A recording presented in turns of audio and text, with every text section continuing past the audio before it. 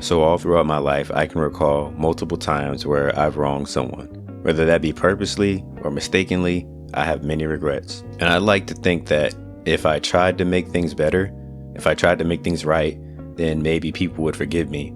But the truth is that sometimes you don't deserve forgiveness, and that's okay. Forgiveness is subjective, just like everything else in life. You have to understand the severity of your choices in the eyes of that other person. And there have been times where I've made mistakes, and subjectively, in my mind, it wasn't that big of a deal. And I'd expect them to get over it, but that selfishness often blinded me from the reality, which was that everyone's way of thinking isn't the same as mine. For example, I did not often get gifts growing up. On my birthday maybe, and on Christmas if I behaved, but other than that, that was it. My first girlfriend that I ever had got gifts very often from her mom. She got shoes and clothes whenever she asked, and her mom would buy her things all the time. And we fell out because I didn't buy her gifts unless it was Valentine's Day or her birthday or Christmas, and I didn't make her feel loved enough because she associated those feelings with receiving gifts of affirmation. But for me, I was just fine being with her. That was all I needed. And where I messed up was writing it off as her being materialistic. But the fact is, we just grew up differently. It was a big deal to her, and to me, it just wasn't. I had a lack of empathy at the time. There is a term that people love to throw around that I feel doesn't often get looked at deeply, and that term is, it's the principle. If I shot your brother in the back right in front of the police, then the logical thing would be to put me in jail immediately. But the principle of the matter is that I would go to jail, I would get a fair trial in front of a judge and a jury. If I stole food from you and you caught me, no one was hurt, your food was returned, it wasn't damaged. I tell you that I stole it because I was hungry and I'm broke and I apologize. The logical thing would be to say, okay, well, yeah, he's hungry, I get it, I forgive him. But the reality is that stealing is wrong and is an insult to the person you're stealing from. And ultimately, it's up to you to decide whether or not I'm worthy of your forgiveness. I could have asked you for your food. I could have asked you to buy me some food, but I didn't. And obviously, there are different facets to this. One being the apology in itself. Why am I apologizing? Am I apologizing because I want to keep our relationship alive? Am I apologizing solely because I want forgiveness?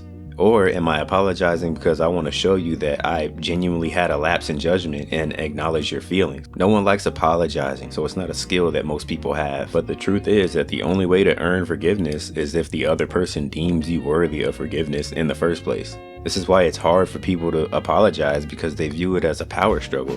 And let me make this clear, if you feel like you're at the mercy of the person you're apologizing to, then you need to take a step back and reevaluate yourself. It shouldn't be you versus them. It's okay to be sorry, but there's a big difference between being sorry for your actions and being sorry for yourself. If you're sorry for yourself, then your apology will be for yourself. It'll be for you. If you're sorry for your actions, then you'll apologize for your actions. You'll apologize for what you did. So you really got to ask yourself, am I doing this for me or am I doing this for them? If I could break down earning forgiveness in steps, the first step undoubtedly would be that you have to listen to what the other person is saying, and I mean actually listen. Even if they're not the best at explaining, you have to try to put yourself in that person's shoes. That may sound simple, but it's actually a lot easier said than done. Unfortunately, everything takes time, and learning how to apologize takes time as well. Step number 2 is taking full responsibility of your actions and doing it not to be a testament to the other person, but more for your own understanding.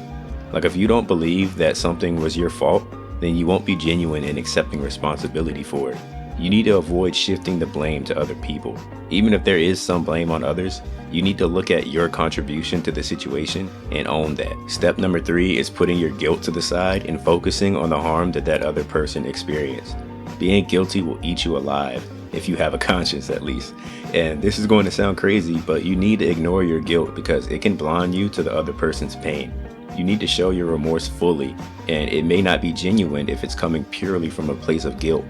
Focus on their feelings, not just your own. Step number 4 is making amends when possible, and I want to emphasize that last part, when possible. Committing to change and showing that you're working towards becoming someone who will not make that mistake again. And you should be doing this through consistent actions, not words. It's very easy to say something, and it's also very easy to do something. The hard part is turning those words into actions. It's the in-between, which is the actual difficult part. And step number 5 is kind of a bummer, but the reality is you have to respect that person's decision. They may forgive you immediately, they may forgive you years later, or maybe they'll never forgive you. Whatever it is, you have to accept that. Forgiveness cannot be demanded or rushed. And before you seek forgiveness from someone else, you need to first forgive yourself. You need to sit down with yourself and admit to mistakes honestly, because it's natural. Humans make mistakes. You need to learn from your mistakes, which is, again, easier said than done. You need to come to the realization that endless self-punishment does not undo the past. Nothing will undo the past. Instead of self-punishment, you need to continue living according to the values that you want to work towards. You also should not confuse forgiveness with reconciliation, because they are not the same thing. Someone can forgive you for their own sake of not wanting to hold grudges and still not be able to reconcile or trust you anymore. Trust is rebuilt over time through consistent actions. I'm talking about intentional, genuine actions that start with you wanting to do better for the sake of being better, not for the sake of regaining the trust and validation of that other person. Because there will come times in your life where you are just going to let people down. There will also come times in your life where you will let yourself down as well. But separating your actions from your identity is crucial, because your mistakes do not define you. There is a difference between making a bad decision and being a bad person. Ignore your guilt, because dwelling on it turns it into shame, and shame will tell you that you are beyond redemption. Shame keeps you stuck in the mud, unable to consider anything other than your own mistakes. You can't change who you were when you made mistakes in your past, but if you focus on the present, then you can change who you are in the future. Another thing that I want to touch on is the consequences. It's easy to fall into this trap of thinking that if I apologize enough, or if I explain myself, or if I become a better person, then I can earn forgiveness and everything can go back to normal. And sometimes it does, but you have to realize that it probably won't. Consequences are inevitable, and they are ripple effects of all of our actions. They can be direct or indirect, but they're real, and you have to be real with yourself when facing them. Accepting it means embracing it, because it's a reflection of what you did. You can try to bargain with it, you can try to run from it, you can even try to ignore it, but it's not going away. The consequences will always be there, and the more you desperately try to escape them, the less you will grow. It's like in the scary movies where the girl's running away from the psycho axe killer, and instead of just being like, okay, he's behind me, I know he's behind me, so I'm just gonna keep running, keep looking forward as long as I can, just run as fast as I can, right? Instead of paying attention to where she's going, she keeps looking back, looking over her shoulder. She's yelling, no, please leave me alone. And then she trips on a branch or some shit, and it's curtains.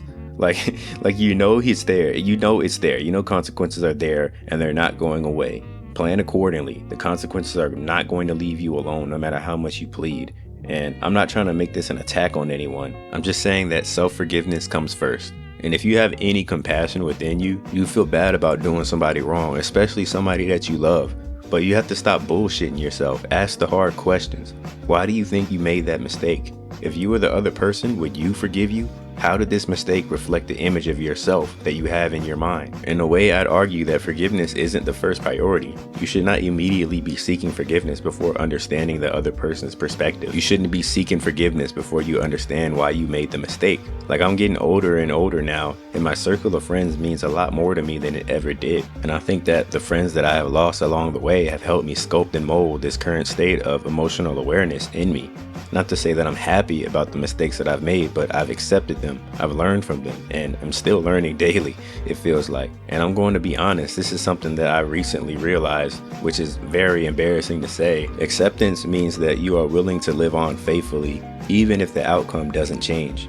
That doesn't mean that you don't care about the outcome. It means that whatever the outcome is, you know that it is what it is, but you learned. And that's all anyone can ask of you. That's all you can ask of yourself. Because learning is how you do better. And ultimately, the goal is to be better. Thank you for watching to the end. I just felt like hopping up here today and yapping a little bit about this topic. If you liked the video, then please like the video. Subscribe if you want to. I'll catch y'all later.